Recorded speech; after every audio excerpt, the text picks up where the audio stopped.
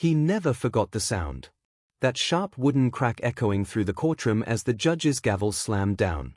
A sound that meant humiliation. A sound that meant someone was about to bleed on the inside. And today, it was aimed straight at him. Malik Grant didn't flinch. He stood in the defendant's box, 6'2", shoulders built from years of boxing, eyes sharp enough to slice through the arrogance in the room. Judge Barrett Langford leaned forward from his bench, face twisted with that familiar mixture of boredom and disdain he reserved for only one type of defendant. Black. Male. Confident enough to look him in the eye. "You think you can speak over me?" the judge snapped, finger stabbing the air. "You're in my courtroom. You follow my rules."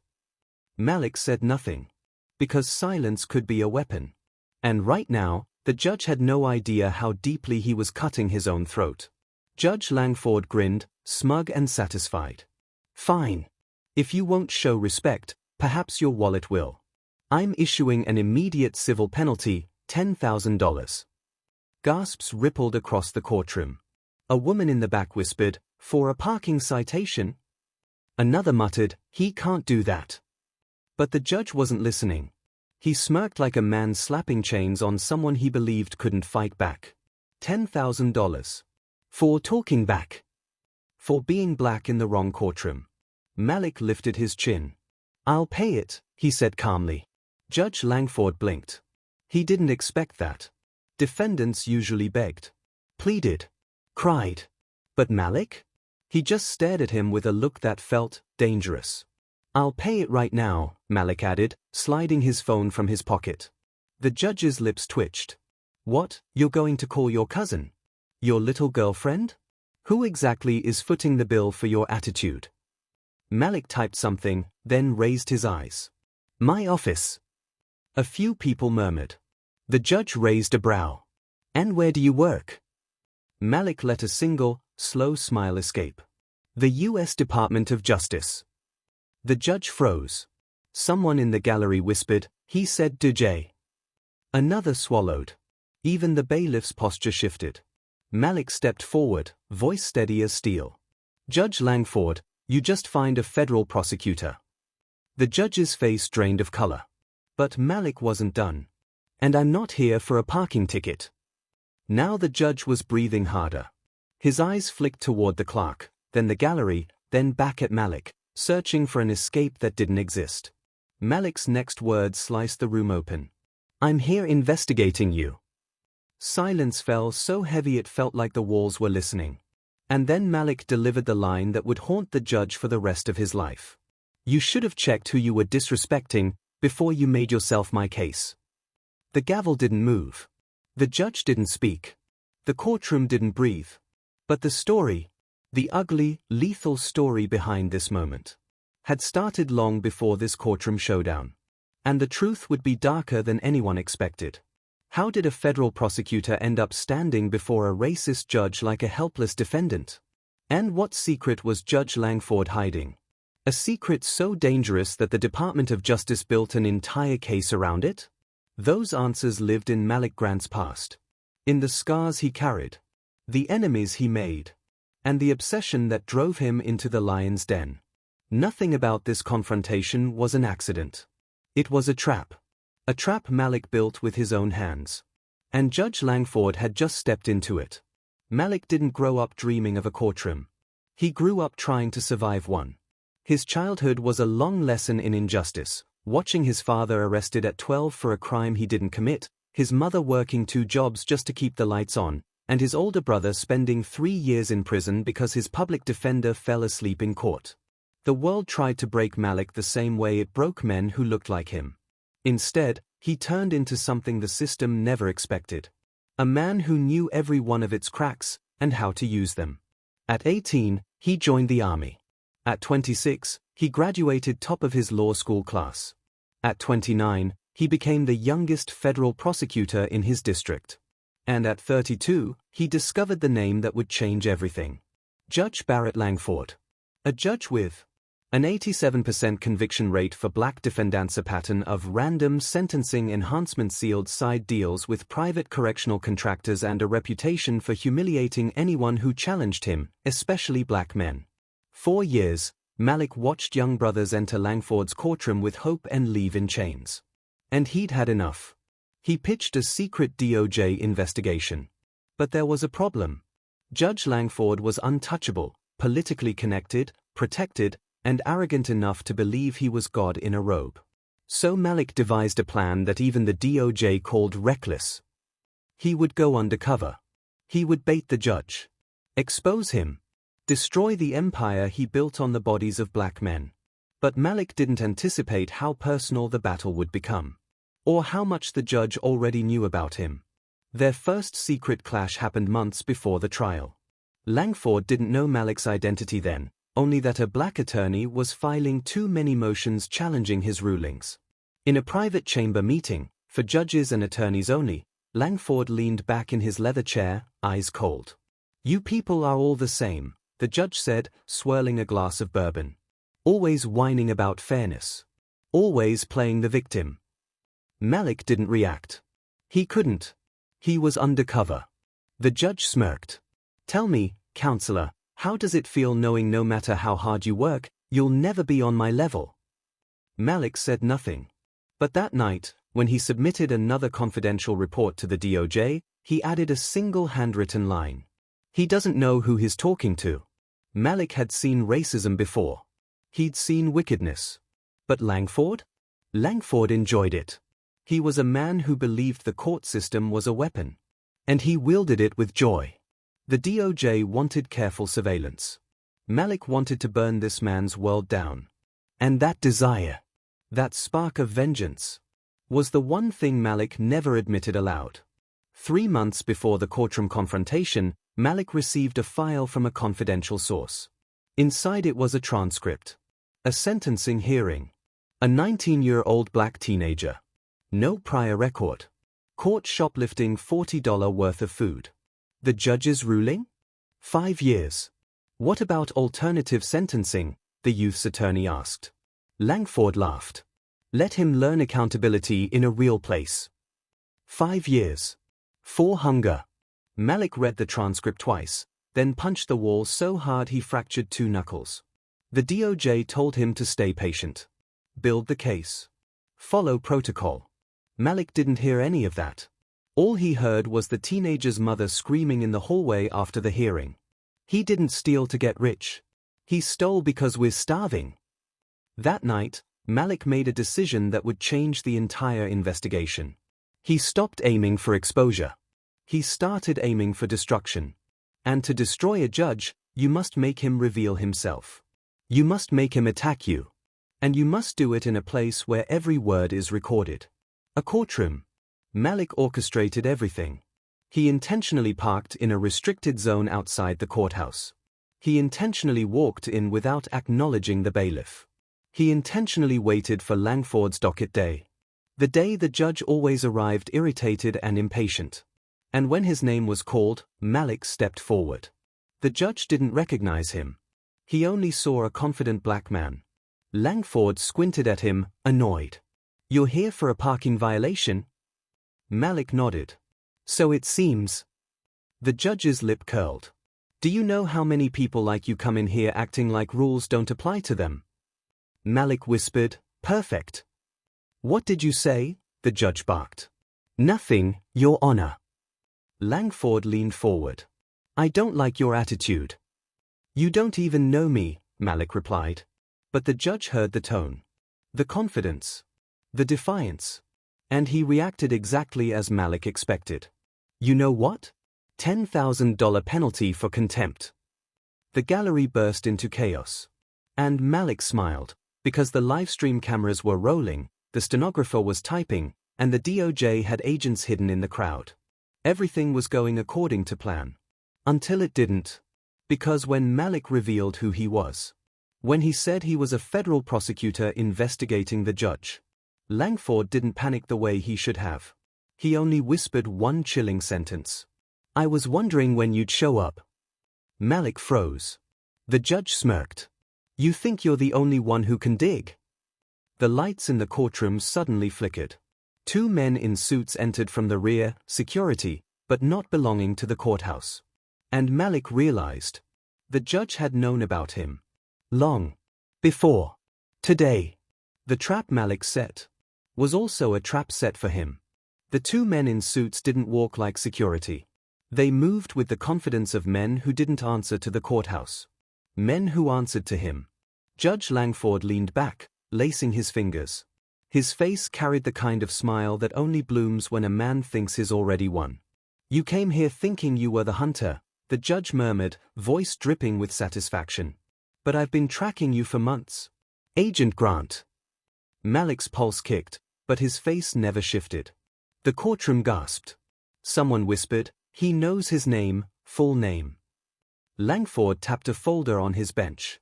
A thick one. Too thick. "I read everything," the judge said. "Your cases. Your methods. Your weaknesses." He paused. "Especially your family." Malik's jaw clenched. And the judge saw it. Sensed it. Loved it. "Ah," Langford chuckled softly. "There it is. The one thing that gets through that polished federal armor." The two suited men stepped closer to Malik. The gallery grew silent, sensing the shift. This wasn't a routine hearing anymore. This wasn't a fine, or contempt of court, or judicial arrogance. This was the beginning of war. Malik didn't flinch as the two men approached. He knew who they were before the judge even introduced them. Private contracting. Former federal agents. Paid protectors of corrupt power. "Meet my consultants," Judge Langford said. "They ensure my court runs smoothly." Malik tilted his head slightly. "Or illegally." Langford grinned. "Illegally? No. Efficiently." He tapped the folder again. "You really thought you were the only one investigating? You thought you could slip into my courtroom unnoticed?" Malik didn't respond. Because the judge was making a mistake. He was talking too much. And every word was being transcribed. Langford leaned forward, lowering his voice into a poisonous whisper. "I know why you're here. I know about your recording attempts. Your surveillance requests. Your meetings with those little DOJ supervisors who think they're running the world." He smirked. "And I know you want to destroy me." Malik finally spoke. "No," he said slowly. "I don't want to destroy you." Langford raised a brow, satisfied. "I plan to." The gallery gasped again. But the judge didn't look shaken. He looked amused. "You don't have the power," Langford said. Malik stared directly into the man's eyes. Unblinking. Unmoving. "I already do." 3 weeks earlier, Malik had met with his confidential source again. A young bailiff. Terrified. Pale. Hands shaking as he handed Malik a flash drive wrapped in a prayer cloth. "You didn't get this from me," the bailiff whispered. "What's on it?" Malik asked. The man swallowed hard. "A recording. Of the judge. Saying exactly what he thinks of black defendants. The real reason he gives them longer sentences. Audio and video." Malik hesitated. This was it. The evidence they needed. "Why now?" he asked softly. The bailiff wiped his eyes. "Because last week, he sent a kid to prison for 8 years for talking back to him. 8 years. For attitude." His voice cracked. "I can't watch another black man get fed to that system." Malik took the flash drive. And at that moment, he knew the investigation wasn't just his job anymore. It was his mission. He wasn't there to expose corruption. He was there to stop generational damage from a man who enjoyed delivering it. Judge Langford rose from his bench. "You came here to corner me, Agent Grant. But see," he spread his hands. "You walked in alone." Malik nodded. "True." "And I," Langford said, gesturing to the suited men beside him, "did not." A few people stood from the gallery, prepared to run if violence broke out. Malik exhaled slowly. "Funny thing, Judge." Langford frowned. "What?" Malik's eyes glinted. "You're right." Langford smirked.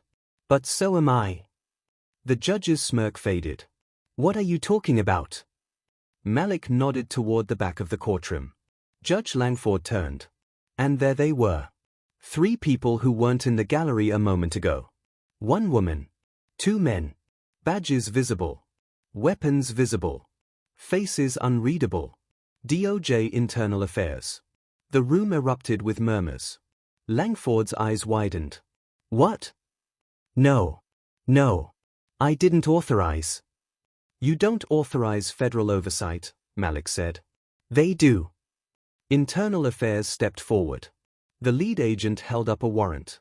Judge Barrett Langford, you are under investigation for abuse of judicial authority, racial discrimination in sentencing, obstruction of justice, and conspiracy with private correctional contractors.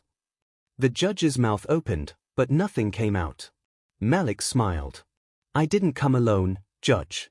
I just let you think I did. The suited men, Langford's contractors, attempted to move toward the federal agents. The agents drew first. Hands up, one of them commanded. Slowly. They complied. The gallery burst into whispers again. But the judge? He looked at Malik with something new. Not arrogance. Not hatred. Fear. Because he finally understood something. Malik didn't walk into his trap. He built one around the judge. And sprung it from the inside. The lead DOJ agent approached the bench with the warrant. Judge Langford, please step down. But Langford didn't. Instead, he stared at Malik. We could have kept this quiet, the judge hissed. You didn't have to make this public spectacle. Malik took one step forward. Tell that to the teenagers you sentenced for minor offenses. Tell that to the families you destroyed with your pride. Tell that to the men whose lives you threw away like trash. Langford shook his head, breathing hard. You think they care about justice? You think they want fairness? They want control. Power. Someone like you should know that. Malik's expression turned cold. I do know that, he said. Which is why I'm taking yours. The judge's mask cracked. In front of the entire courtroom, for the first time in years, he looked human. Small. Breakable. Escort him out, the federal agent said. But as the judge stepped forward, he didn't go quietly. He turned back to Malik. You think this is over? Langford growled. You have no idea what you've started. Malik's voice was low. I didn't start anything. He stepped closer. You did. The courtroom doors opened. Judge Langford was led away. And yet, the story wasn't even close to done. Because the judge's corruption went deeper than anyone imagined. And the moment Langford warned Malik, you have no idea what you've started. He wasn't lying. The fallout would uncover a truth darker than corruption. A truth that would strike at Malik's own family. His past. And his life. A truth the judge left behind like a ticking time bomb. The courtroom emptied slowly, as if everyone feared the walls might talk once the lights went out. But Malik stayed. Alone. Silent. Still breathing in the aftershock of what he had done. Judge Langford was gone, shoved through double doors under federal escort, his robe sliding off his shoulder like a king finally stripped of his crown. But the judge's final words, "You have no idea what you've started," echoed louder than the gavel that began it all. Malik had learned long ago. When a powerful man fights exposure, he doesn't defend himself. He attacks the one thing you can't afford to lose. Family. Malik approached the bench slowly. Langford had left the folder behind, the one he slapped earlier, thick and taunting. The clerk had abandoned her post. The bailiff stood far away, pretending he didn't see anything. Malik placed one hand on the folder. And the air changed. He knew, instantly, what he was about to read would haunt him. He opened it. Inside was a single document on top. One sheet of paper. A name. His brother's. Darius Grant, case number 17B4421. Malik stopped breathing. No trial date. No judge's signature. Just one handwritten note in red ink. Seal indefinitely. Potential leverage. Malik closed his eyes. Darius never had a file like this. Darius had been dead for 8 years. A drive-by. Mistaken identity. Wrong place, wrong time. Or so Malik believed. Until now. His fingertips slid under the rest of the pages. Surveillance photos. Phone transcripts. A police report altered 3 times. A witness statement crossed out. And one more thing. A letter. Signed by Judge Barrett Langford. Subject is related to rising prosecutor Malik Grant. Keep the case open off record. Could be useful if he becomes a problem. Malik tightened his jaw. The judge had tracked his family long before Malik ever considered investigating him. Darius wasn't collateral damage. He was leverage. Insurance. A threat waiting to be used. The room spun. Malik gripped the bench to steady himself. Because the judge's power wasn't just in the sentences he handed out. It was in the secrets he buried. The files he hid. The lives he manipulated for sport. Malik's mission had never been professional. It had always been personal. He just didn't know it. The courtroom doors creaked behind him. A shadow stepped in. The young bailiff who'd given him the flash drive. Hands still trembling. Eyes filled with guilt. "I shouldn't have let him keep that file," the bailiff whispered. "I should have burned it. I'm sorry." Malik swallowed the anger. The grief. The urge to break down. "How long did he have it?" Malik asked. "Years," the bailiff murmured. "He kept tabs on your whole family. Saw you rising in the DOJ. He said one day you'd threaten his power." The bailiff looked away. "He said he'd be ready." Malik pressed a hand against the bench, knuckles white.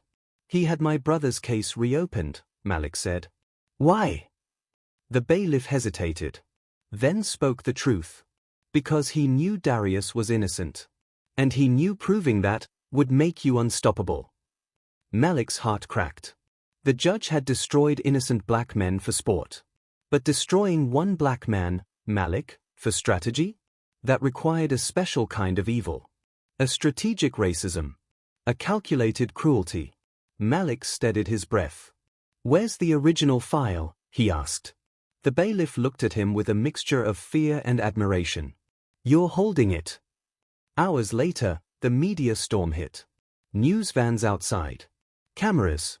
Reporters clawing for headlines. Federal judge arrested. Systemic racism scheme uncovered. Secret sentencing investigation. But Malik wasn't outside celebrating. He was in a dim DOJ conference room, watching Internal Affairs interrogate the judge in a sealed interview.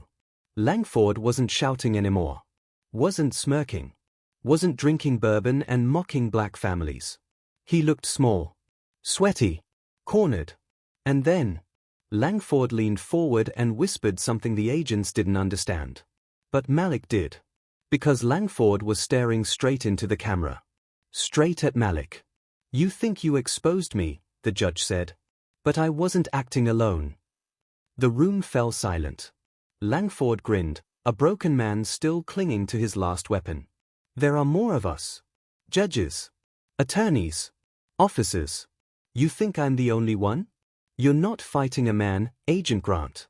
You're fighting a system." He leaned closer. "And the system fights back."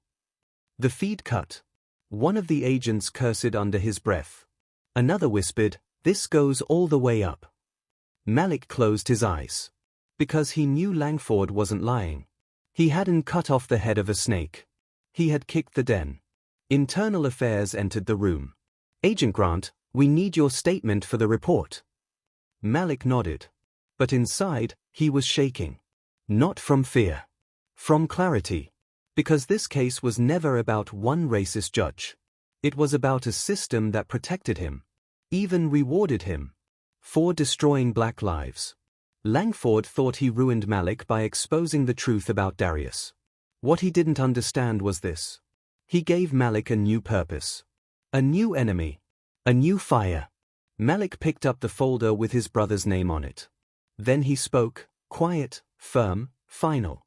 "This isn't the end of the investigation." Internal Affairs paused. "It's only the beginning." 2 weeks later, Malik returned home. Exhausted. Hollowed. But determined. He dropped the file on his kitchen table. Stared at Darius's name. Whispered, "I'm going to finish what they tried to bury." Then, a knock at the door. 3 soft taps. A pause. 1 final tap. The pattern froze Malik in place. That was Darius's knock. The one he used since childhood. The one he tapped before walking into Malik's room. Malik opened the door slowly. No one was there. But on the floor, a small envelope. He picked it up. Inside was a single piece of paper. No signature. No explanation. Just 4 words written in block letters. He didn't kill him. Malik's heart thundered. Because the implication wasn't subtle. Darius's death wasn't a drive-by.